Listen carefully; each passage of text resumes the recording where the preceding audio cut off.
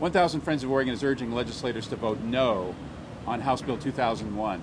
It's called the Jobs and Transportation Act, but it's not the Jobs and Transportation Act that the governor took forward from the Transportation Vision Committee, on which 1,000 Friends of Oregon, Oregon Environmental Council, and other conservation and smart growth groups served, along with the business community represented by Associated Oregon Industries, the Oregon Business Association, the chair of the committee, Pat Wrighton of Pacific Power, and local government and legislators. That committee put forward what we believe is a balanced transportation package. Balanced because it provides for economic development and job formation as well or better than an all roads package, because the evidence shows that repairing roads and bridges and building transit, sidewalks, bike facilities creates as many or more jobs than building new roadways. It also makes our communities more resilient to increases in the cost of petroleum and the uncertain availability of foreign oil, to have communities in which it's possible to safely and conveniently walk, bicycle, or use transit. It's also possible to yield reductions in the greenhouse gases that threaten our environment. 1/3 of those greenhouse gases are caused by transportation. A balanced transportation investment program reduces greenhouse gases, and in combination with smart growth land use planning, as contained in that bill, would enable Oregon's fast-growing metro areas to reduce our carbon footprint. Those provisions that we supported have been stripped from the bill. I could go into detail about this, but I am verbally challenged.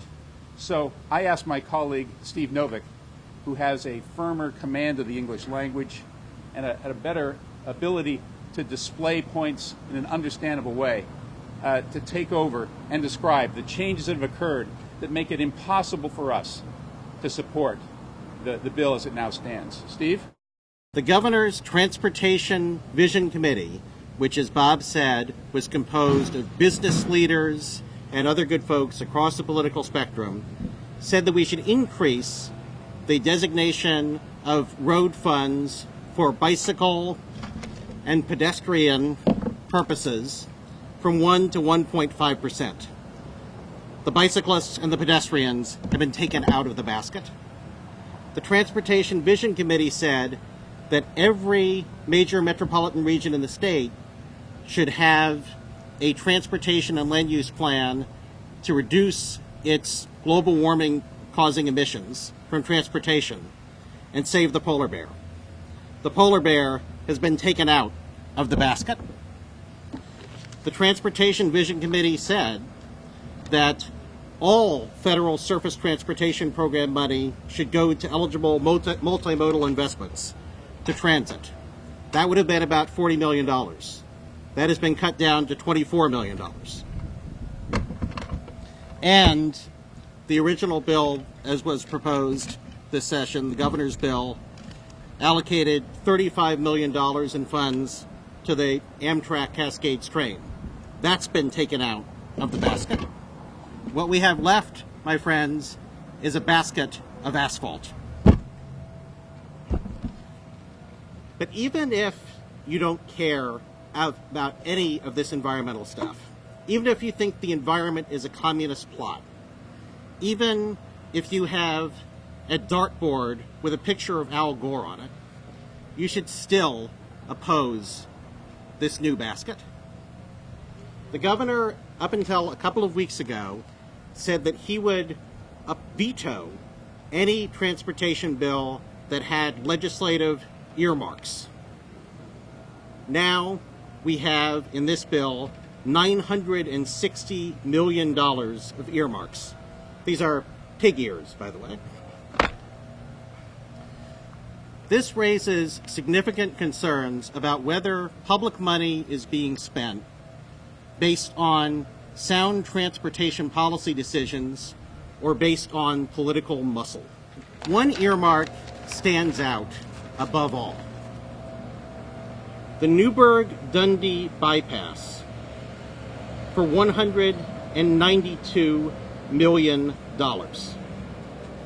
If you adjusted that proportionally to the federal level, multiplied that by 80, that would be about a $15 billion earmark. It would be the vast majority of all the federal earmarks in 1 year. So, apparently, the legislature has decided that the Newburgh-Dundee bypass is by far the single most important transportation priority in Oregon. Now, Mr. Stacey happens to oppose this project on policy grounds. But even if you think it's a good project, you would want to ask the question, why is it, by a country mile, the single biggest project in this bill? Why is this project entitled to almost 8 months' worth of the additional gas taxes this bill would raise? This is a $300 million a year bill. This is $192 million. Now, the supporters of this bill will say, well, the Oregon Transportation Commission said that the Newburgh-Dundee bypass is a transportation project of statewide significance. And that's true.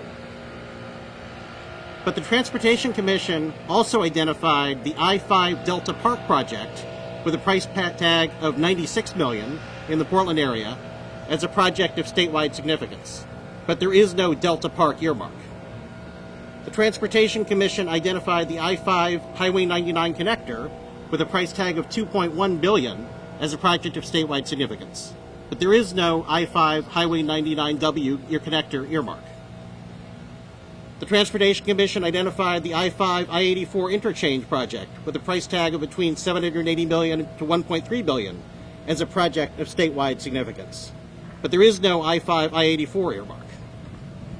The Transportation Commission identified the proposed Sunrise Corridor project with a price tag of $1 billion as a project of statewide significance. But the legislature earmarked $100 million for the Sunrise Corridor. Why does the Sunrise Corridor get 10% of the money it theoretically needs, but Newburgh-Dundee gets 35%? Why is this project different from any other project?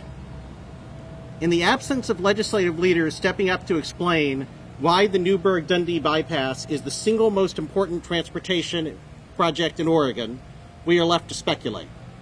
Here is one line of speculation. The Newburgh-Dundee area is represented by Senator Larry George. Larry George has close ties to the far-right group Freedom Works, led in Oregon by Russ Walker. In fact, in May 2006, according to the Oregonian, Larry George acknowledged that he, this is a quote from the article, couldn't have succeeded, that is, in his primary challenge to Charles Starr, without help from the anti-tax group Freedom Works. Russ Walker is considered, in this building, the man with the most power to determine what tax measures will be referred to the ballot and which ones will not. On May 14th, Russ Walker told the Oregonian that pursuing a referral for a tax increase on the wealthy to fund education and human services would be, quote, difficult, and that, to quote the article, his group may instead focus on collecting signatures to refer an expected increase in the gas tax to the ballot, end quote. On May 22nd, after the legislature had passed a transportation bill that earmarked the equivalent of $2,000 per resident to Larry George's Yamhill County, Russ Walker told the Oregonian that, quote, his group will probably focus on other tax proposals. So one possible explanation, again it's just a possible explanation, for why Newburgh-Dundee is different from all other projects is that the only way to prevent a referral was to make Larry George very happy, so that he, in turn, could persuade his friend Russ Walker not to launch a referral. Now, one might ask, isn't it worth it? We don't want a referral. We need money for roads. It's important to the business community and the business climate, as well as individual drivers. My answer is, the price is too high. This isn't even a bill that the business community should endorse. Again and again, business leaders have said that in order to provide for adequate freight transport, we should address gridlock in the Portland metropolitan area. A transportation bill that makes the Newburgh-Dundee bypass the state's highest priority does not address that concern. As Governor Kulongoski said a few weeks ago, when he said that he would veto any bill with earmarks. This is not the Oregon way. The right thing to do is for the business community, the governor, and everybody else who is part of the Vision Committee to pursue the vision outlined in the Vision Committee's report. Let's implement that vision, a clear vision, free of cataracts, free of earmarks. And if Russ Walker wants to launch a referral, let's do what Chris Gregoire and community leaders did in the state of Washington. Let's run a campaign and beat the referral.